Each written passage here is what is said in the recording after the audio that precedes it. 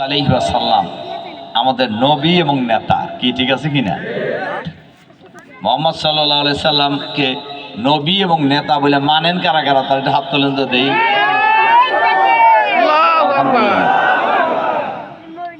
আলহামদুলিল্লাহ।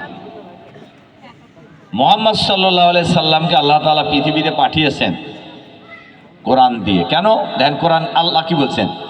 হুয়াল্লাযী আরসালা রাসূলাহু বিল হুদা ওয়া দীনিল হক লিইয়ুযহিরাহু আলাদ দীনি কুল্লি।